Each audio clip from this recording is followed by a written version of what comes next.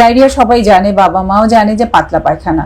আসলে এটা পাতলা পায়খানা সে কিভাবে বুঝবে যে এটা ডায়রিয়া জনিত পাতলা পায়খানা বা এটা রোটা ভাইরাসের জন্য হতে পারে, এটা ভাইরাস জনিত পাতলা পায়খানা, সেটা কোনো লক্ষণ আছে কিনা বোঝায়? হ্যাঁ, ভাইরাস জনিত কারণে যে পাতলা পায়খানাটা হচ্ছে সেটা হচ্ছে অনেকাংশে পানির মতন একদম বাথরুমটা যাবে, কিন্তু জ্বর থাকবে না।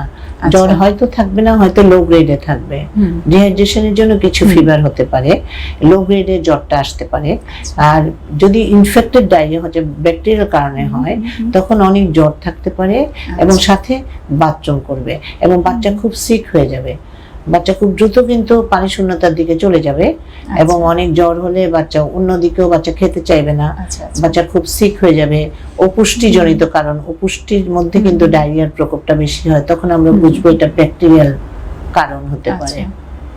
আমাদের দেশে ব্যাকটেরিয়া বলতে সাধারণত কলেরাটা দিয়েই মনে হয় ডায়রিয়াটা হয়, এরকম আছে। অন্য ব্যাকটেরিয়ার পাশাপাশি কলেরা, তাই কলেরার পায়খানাটা কেমন হয় আর রোটা ভাইরাসেরটা এটা দিয়েও তো মানে বাসায় বসেও বুঝতে পারে, হয়তো বুঝতে পারে। আমরা চাল ধোয়া পানির মতো যেমন রাইস ওয়াটার স্টুল হয়, সেটা হচ্ছে কলেরাতে হবে, একদম সাদা পানি যাবে। আচ্ছা, হ্যাঁ, আর রোটা ভাইরাসেও পানি যায়, কিন্তু রোটা ভাইরাসের পানিটা হচ্ছে অনেক সময় গ্রিনিশ কালারের স্টুল হতে পারে, তারপর সাথে পানি যেতে পারে।